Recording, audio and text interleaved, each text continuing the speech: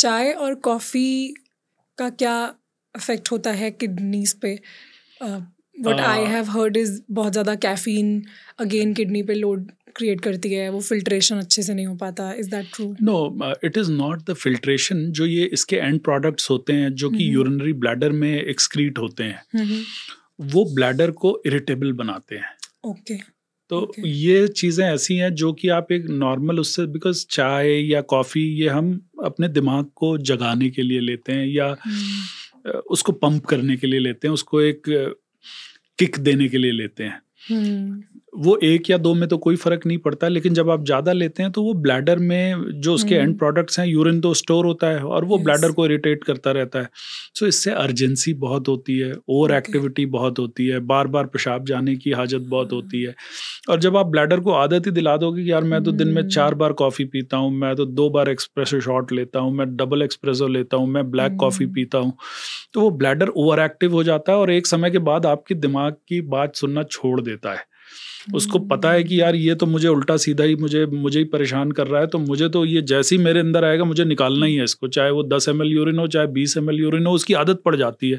थोड़ा सा यूरिन आया कि नहीं इसको निकालो, because it is going to irritate my muscle layer, the mucosal layer मुझे इरिटेट करेगा, इसलिए इस यूरिन को निकालो. तो ऐसे लोगों में ओवर एक्टिव ब्लैडर बहुत डेवलप हो जाता है, वो स्टिमुलेट होता रहता है.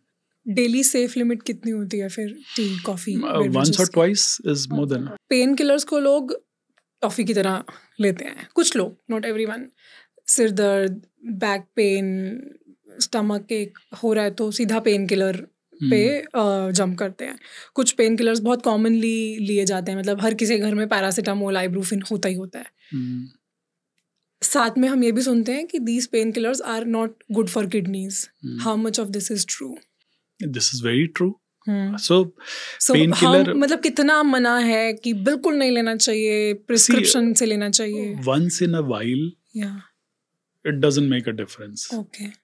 लेकिन अगर आप हफ्ते में 4 दिन पेन किलर ले रहे हो, आज जिम में थोड़ी सी एक्सरसाइज की, यहाँ दर्द हो गया, घर आए पेन किलर ले ली, आज सुबह बेड से उठे पीठ में दर्द हुआ, बैठने में दर्द हुआ, फिर पेन किलर ले ली, आज हमने जो है गाड़ी 4 घंटे ड्राइव कर लिया और गर्दन अकड़ गई, फिर मैंने पेन किलर ले ली. So taking painkiller for each and everything is an insult.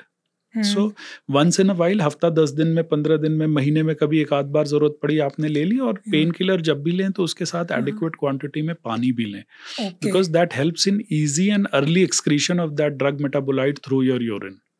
Short जो ड्यूरेशन होता है वो नहीं हार्म करता, जो रिपीटेड बार बार इंसल्ट होती है that harms. Short duration doesn't harm. Okay. So once in a while अगर कोई लेता है, let's say once in a month, मैं वंस इन अ मंथ इसलिए बोल रही हूँ कि usually women during their period cramps के time पे they usually take Meftal-Spas is the most that common. is not a painkiller, that is an antispasmodic. Oh. So painkiller और antispasmodic में फर्क है. Okay. So Meftal is reduces the spasm, because कोई भी tubular structure होता है जब उसमें ब्लॉकेज होती है या वो कॉन्ट्रैक्ट और रिलैक्स करता है, चाहे वो गॉल ब्लैडर में हो, चाहे इंटेस्टीन में हो, चाहे यूरेटर में हो, चाहे यूट्रस में हो, कोई भी ट्यूबुलर स्ट्रक्चर, तो वो उसकी पेरिस्टाल्टिक एक्टिविटी को कम करता है. That is an antispasmodic. That is not. This is lesser damaging. Okay. But still damaging, but very less, milder है. Milder form. Okay. तो इसे अगर मंथ में एक बार लिया जाए तो इतना भी नुकसान नहीं है. That is fine. Water intake should be adequate. Water intake. Thank you so much for watching this clip. और अगर आप इस पूरे एपिसोड को एंजॉय करना चाहते हैं तो हमारे मेन चैनल गुंजन शाउट्स पे जा सकते हैं, जिसका लिंक डिस्क्रिप्शन में अवेलेबल है.